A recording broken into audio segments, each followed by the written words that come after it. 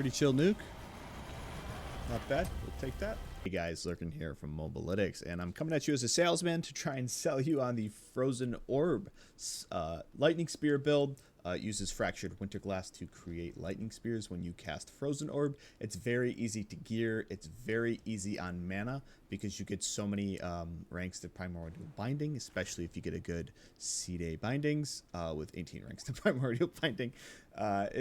It's really good. It plays super well. It's smooth. It's easy to gear. It just comes online pretty quickly.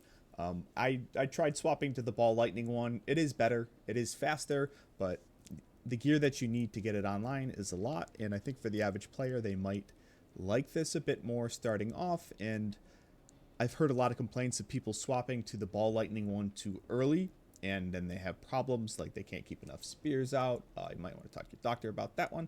But so I hope you guys enjoy this, and we got a pit 100 coming up. Nice, easy 6-minute clear. My fastest has been 5, but never hit record on that one.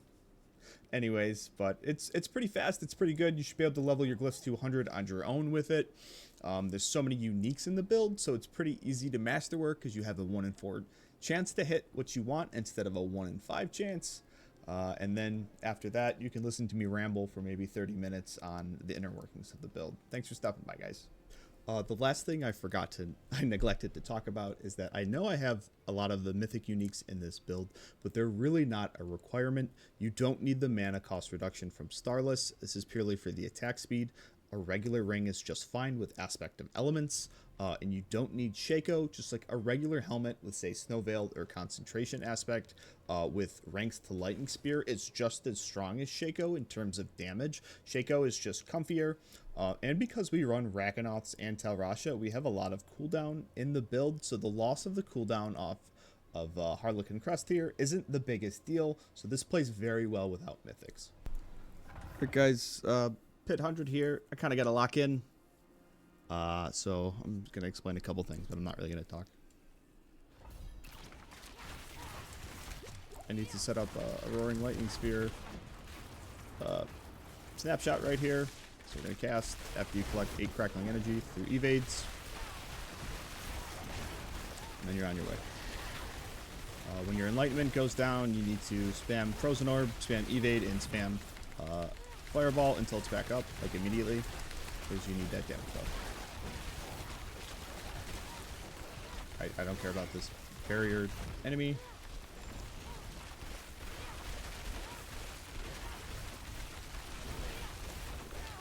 And I can't find a single elite. Where are the elites? There they are.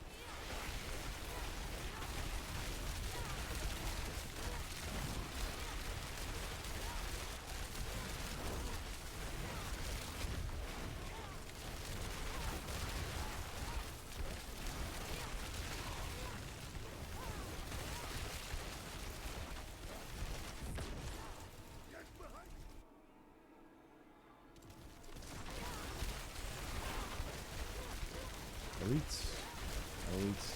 There we go.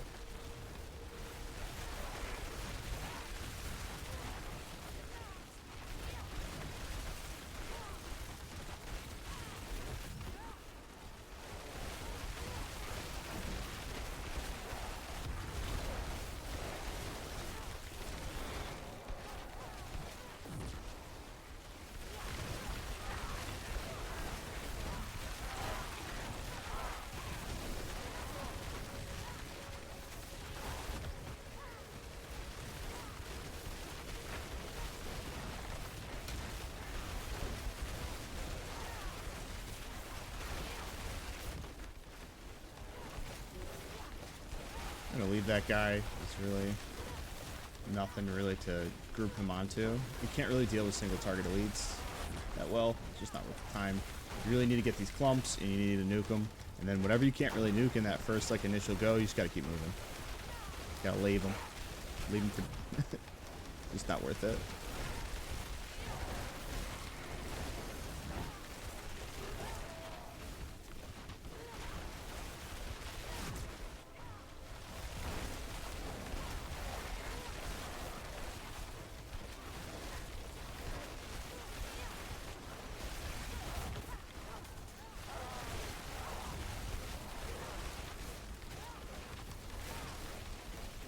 We're in 3 minutes. 3 minutes and some change for the mobbing. Get Chief Marauder. This might be a rip. Actually, no, it might be right. Kill this. Blister Clan. It might be right.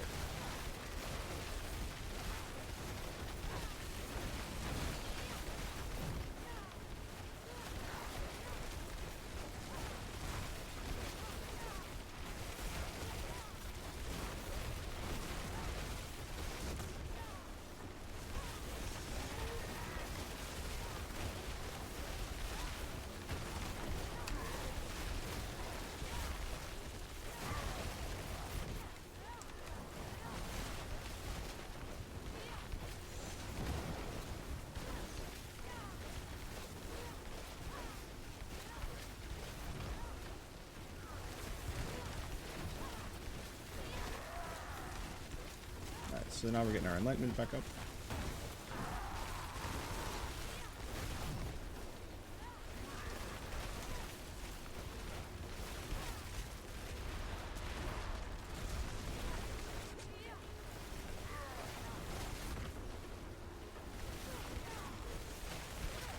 And now the fight starts to get a little messy here, so just good luck.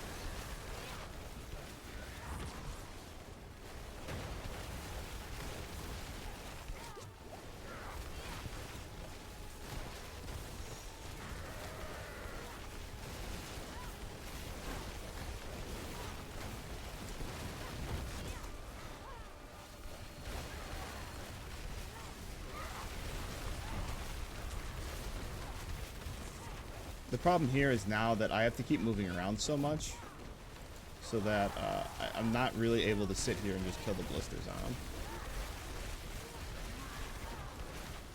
But we'll get them.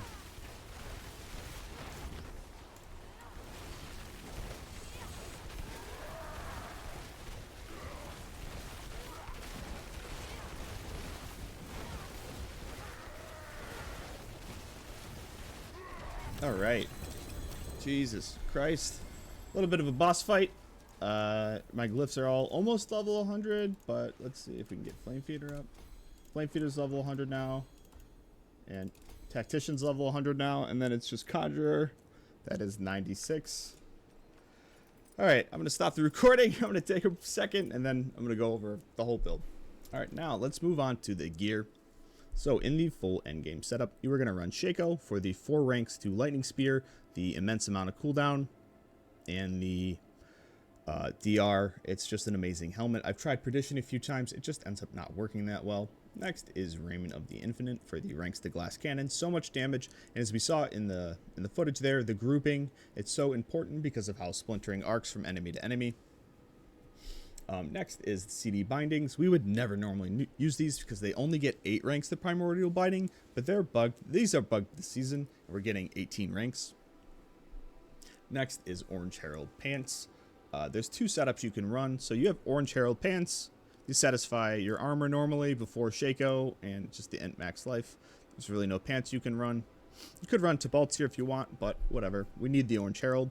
And then I run it with Rakanoths for the non-fizz. If I had GA non-fizz here, and then like I triple crit that, the amount that I would be getting from Enlightenment would like really skyrocket. I would probably be at 14 or 16,000. So like non-physical damage is extremely important. And basically, if you're not going to hit that 1 attack evade, if you're stuck at a 2 attack evade, you want to prioritize non-fizz instead of the cooldown. But it's either you have the breakpoint or you don't. And I don't have it right now, so I've been prioritizing non-fizz. But the alternative setup is snow-veiled pants with orange herald boots with the evade cooldown reduction temper, and that's a lot easier to hit the one attack evade. I just don't have that right now. This is the big dick staff of the build. Into max life, double crit damage, and chance for lightning spear to deal damage with our main attraction, splintering energy. Crits with lightning spear, cause the spear to arc. Deals 200% of our critical strike damage bonus, and our critical strike damage bonus is, what are we at? We are at 2400, which is from 1380 additive, so we're getting 48, and we're getting about 50x damage from our lightning spear. Next is winter glass. This is how you make your lightning spears. So you cast Frozen Orb, and it has a 65% chance to make a lightning spear. Because it's the only conjuration that we have on the bar, it's the only thing winter glass will make, and it's pretty viable. Here, the most important thing is actually the aspect value being near 65%. Because we have so many ranks to Primordial Binding, having GA Primordial Binding on here isn't such a big deal. You can just have, I would run a 65% 750 like legendary winter glass over like, say a 45% or 50% like GA, like quad GA one, if I'm going to be fully honest, because you're just not going to make enough spears without that really high aspect value. Next is Talrasha for 75% damage. The cooldown in non-fizz goes crazy, so good right now. Last is Starless Skies, which the build doesn't really even need for the mana cost reduction. You don't even need a mana cost aspect here once you get the build online. It's so strong. It's just for the attack speed and the crit chance and the 50% damage. All right, let's talk about runes. Runes. I really like this setup that I got from Cody. I kind of made it my own a little bit, but Nagu Zan is very good. I like it. Some people say it's not the best. I think it's really good. I'm a big fan. I like turning off all my damage numbers and leaving on those overpowered damage numbers, and I like seeing them, and I've tried it. I've tried Ohm in its place, and I just find the big bursts, like when those overpowered procs go off at the same time that you have Enlightenment, and then you had like a bunch of splintering energies stack up, because they can only go off once every 0.2 seconds. So if you have a bunch hit, they'll stack up their damage, and they'll all go off at once on the next proc that's available. So you get these like 20 trillion, 30 trillion pops, and you'll just nuke a pack. So I really like Nagu Zan. It's awesome. You can read it, what it says right there. You generate 600 offering every 5 seconds, and then you get like almost a second worth of overpower. And then next is Ahu Quacks. There's a ton of lucky hits going off on the build, and we don't really have mana problems, so it'll take all your mana. You'll deal 100% more damage for a second.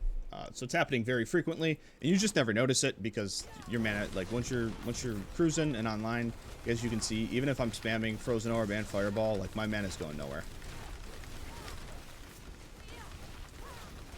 And then I'm just proccing. Every time you see this little thing down here go off, that's when my overpowers are going off. So like every 5 seconds, I'm getting just like a bunch of overpowers. It's really nice. So those are the runes that I run. All right, let's talk about the enchantments. We are running Teleport Enchantment and Familiar Enchantment. Now, Teleport Enchantment, as you all know, it's amazing. You get your evades when you get your Teleport evades, which is really amazing. That's staple on Sorcerer. We really love it. Familiar Enchantment's normally a bit of a nothing burger, but it's giving us a ton of damage, and I'll explain why. And then I'll sort of show you how the whole kit stacks up really quickly. It's got to deal with the Enchantment Master Legendary node and the Enlightenment key passives.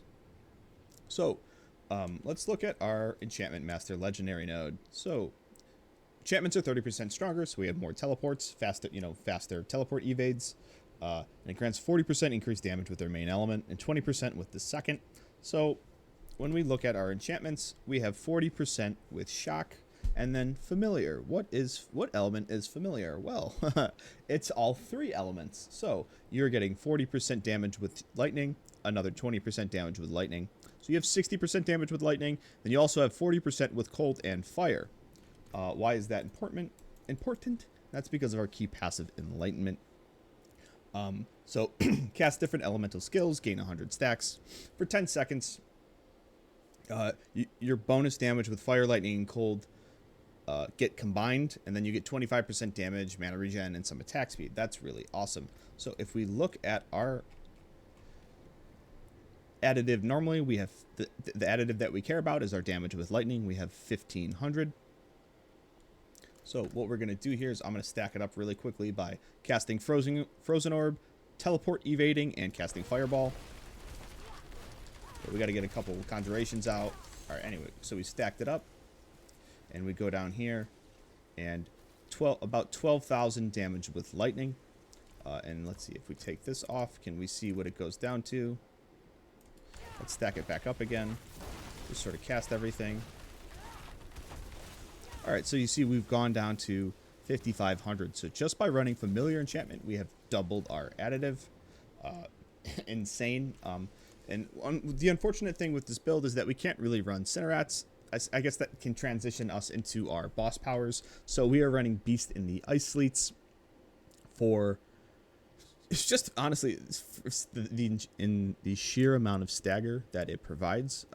And it's also really good at proccing Lilith's Winds of Hate. So if you're able... This really increases the damage that you deal on bosses because it creates two targets around...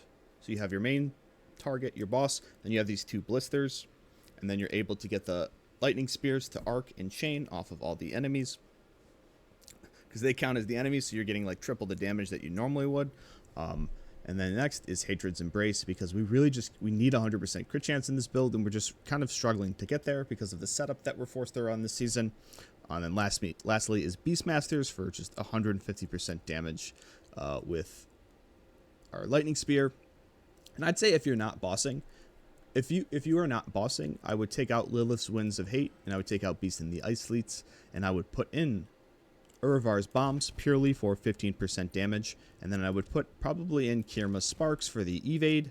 And if your gear's so good, like if you're running if you have legendary boots instead of Rakanauts and you have a 1 attack evade, like if you put on Kirma's Sparks, as you can see, you can really easily get 1 attack evades. So speed farming, really all you do is swap to that. But if you have that already, you would run Sinerats, because let's look what happens to our non-physical when we run Sinerats. Let's stack it up. Sinerats is 25% bonus to our non-physical, and as you can see, it doubles our damage. It's insane. So it doubles our additive. That's sort of, there's a lot of things going on with it, but the issue is it just like doesn't make the cut, because this 2.5x's our damage. This gives us our crit chance, which we need because the build doesn't even work without it, and then this triples our damage on bosses. This Beastmaster, this Lilith's Winds of Hate, it triples our damage on bosses, and bosses can take so much time. So you can experiment with Lilith's Winds of Hate and Sinerats, but Sinerats is like it provides so much damage, but it's so hard to give up these blood blisters here. Let me just put back on all my things. Beast in the Ice Sleets. Okay. All right, let's go over our skill tree now. So we have 2 points in Frostbolt just to progress. Now we need 4 points in this node, but we want the 3 here to get to Greater Fireball so that we can execute enemies when they're below 25% life. The last point's a bit of a nothing burger. We don't really care about our Frozen Orb damage, so I just take 1 point in Devastation here. I have 3 points in Flame Shield to get Mystical Flame Shield. The thought is that there's a bug with it in a Snapshot where it used to like double our damage if we casted Lightning Spear after. We're not sure if it's working, but we still just do it anyway, just in case. I max out Teleport, and I go for a Mystical Teleport because I need to generate 8 Crackling the second that I load into the pit, and that I can get a Snapshot with Roaring Lightning Spear. And this is the easiest way for me to make it, and it's the only way to make it consistently at the start.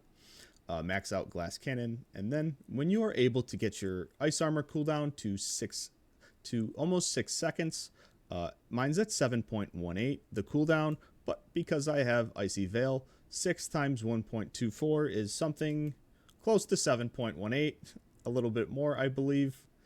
Probably around 7.5, so I have permanent uptime on my Ice Armor. That lets me take Mystical Ice Armor, so I deal 15% more damage to frozen enemies. I max out Align the Elements, just so I can live through the elites more, but these 2 points are flex. You could put them in Precision Magic if you want more Fractured Winter Glass procs. But I put them in the line the elements to take less elite damage. 3 points in protection for barriers. We max out Lightning Spear. That's very important because our splintering damage is based off of our Lightning Spear damage. And then we go for Roaring Lightning Spear for that snapshot on the cast. Max out Primordial Binding, and we're at an astounding 31 ranks. And then, Mana Shield for damage reduction. And then we go for Invoked Familiar here so that we can get 10% damage with Lightning.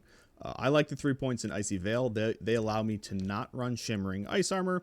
If you're having Ice Armor uptime issues, just always run Shimmering. But once you get your gear pretty dialed in, that's when you make the swap to Mystical. Icy Veil really helps you bridge the gap because it does increase the duration of Ice Armor, 6 seconds to higher. Next is Inner Flames, just 18% damage while we are healthy. We take these 9 points in all these Frost nodes for damage to Frozen, damage while we have a Frost on the action bar, and damage to Vulnerable. I take the bare minimum in Unstable Currents. I'm just after this 25% attack speed here. It's just the steroid, a self buff. And then we reach down here for the 3 points in Convulsions for 15% damage when we have a Crackling Energy. And because we're constantly teleporting onto enemies with Mystical, we always have Crackling. If you are really struggling with your survivability, you probably won't be able to snapshot Roaring LS anymore, but you can run Shimmering Teleport, and then, these flex points that I'm talking about, you can put them in Static Discharge, and your Lightning Spears will make enough Crackling Energy for you to use Convulsions. But let's just get it back to where it was so I don't forget. I don't want to be in respec mode. Let's put this back. Okay. Last but not least is we take these Elemental Synergies. Gives us more damage with Lightning, etc., etc. It's just damage, 12% CDR. And then lastly, the Enlightenment key passive, as I've already talked about, or I may talk about depending on how I order everything, but this is giving us a ton of damage this season. All right, we have a brand new Paragon. So the glyphs are Destruction for crit damage, Elementalist for increased non-physical damage that boosts our Enlightenment, Flame Feeder for increased non-physical damage. The damage to burning targets is totally irrelevant. Tactician for 15% damage after using a defensive, and last but not least, Conjurer for the 15% critical hit chance that goes to our Lightning Spear.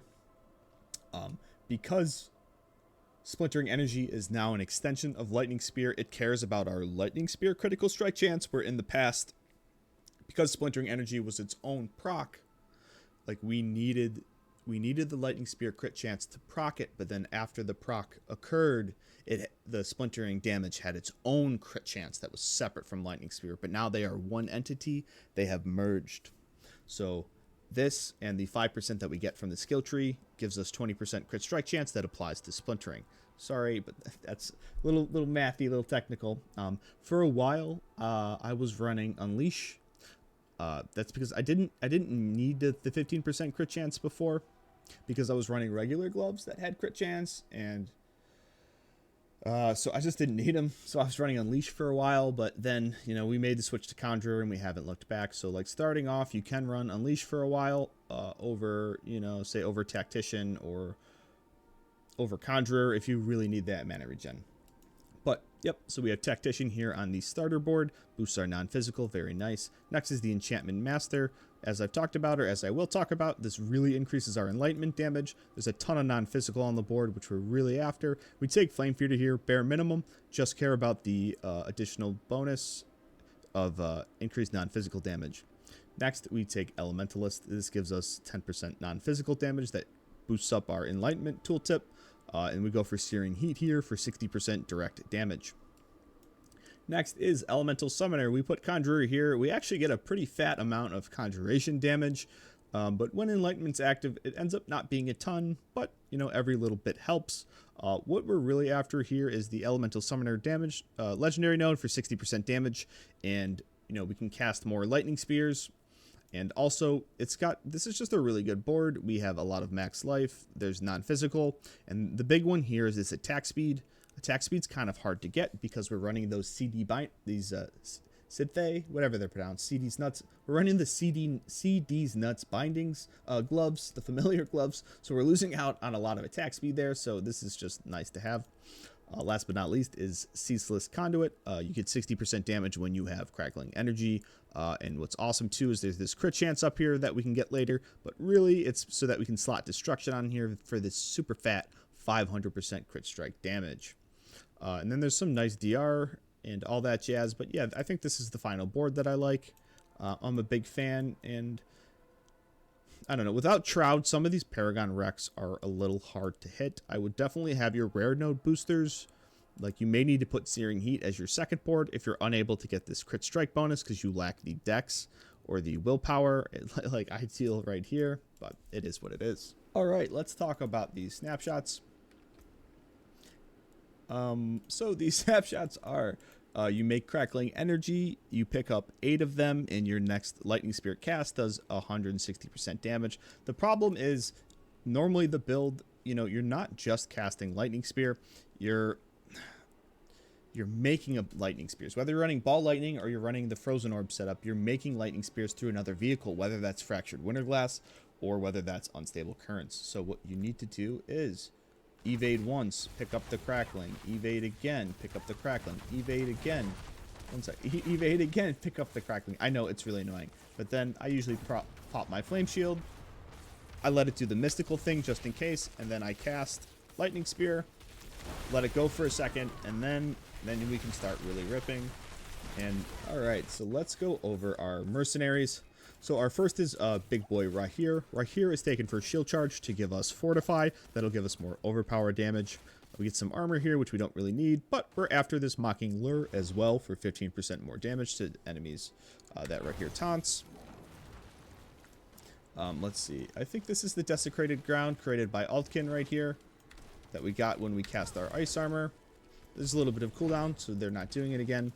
But we're after, it creates a Field of Languish where enemies deal 20% less damage when inside of it. What's next, you may ask? Well, I'm currently farming up an Azarath and some Chain Lightning Pants, and I might try and get a hold of a nice Fist of Fate.